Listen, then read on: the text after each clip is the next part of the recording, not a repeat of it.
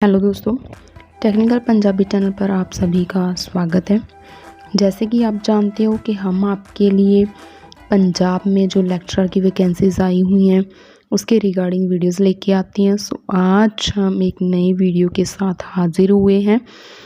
Video को शुरू करने से पहले मेरा आपसे निवेदन है कि अगर आपने अभी तक चैनल को सब्सक्राइब नहीं किया तो चैनल को सब्सक्राइब करें। अगर हमारी वीडियोस आपको अच्छी लगती हैं तो वीडियोस को लाइक कमेंट शेयर ज़रूर किया करें। आज की वीडियो का जो विषय है वो है भक्ति काल की पृष्ठभूमि।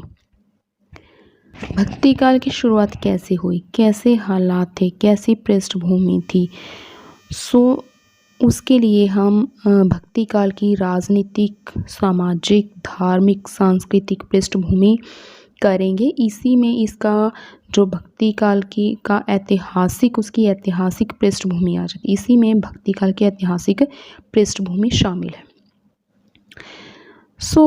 देखिए, अब भक्ति काल जब शुरू हुआ तो किन किन वंशों का राज्य रहा है, वो सब राजनीतिक पृष्ठभूमि के अंतर्गत आ जाता है। हम करते हैं। देखो, भारत पर जब भक्ति काल की शुरुआत हुई तो भारत के उत्तरी भाग के ऊपर तुगलक वंश, सैयद वंश, लोदी वंश, खिज्र खां और मुगलों मतलब बाबर, अकबर, हुमायूं, जहांगीर, शाहजहां, औरंगजेब, इन्होंने शासन किया राज्य की। तुगलक, सैयद, लोदी, ये खिज्र खां, इनका 1326 से 1526 तक इनका राज्य रहा है। उसके बाद जो मुगलों का काल आ गया था, ठीक है, द्वितीय चरण माना जाता है मुगलों के शासनकाल को। तो भक्ति काल की जो सीमा का अंत है कि किस मुगल बादशाह तक माना जाता है, तो वो है शाहजहां।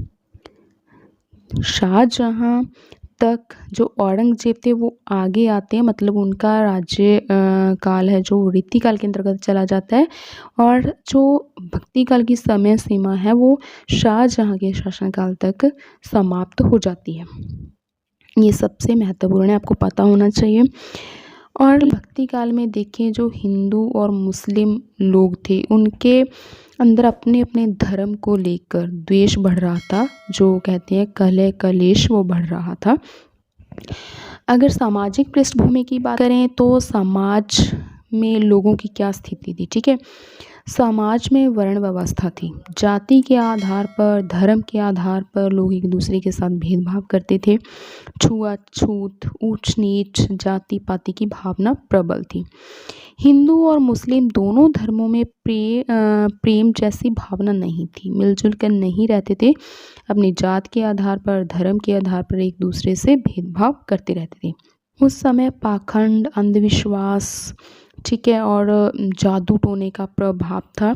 मुस्लिम जो लोग थे वो हिंदू युवतियों का अपहरण कर लेते थे और मुस्लिम एक से ज़्यादा विवाह करते थे।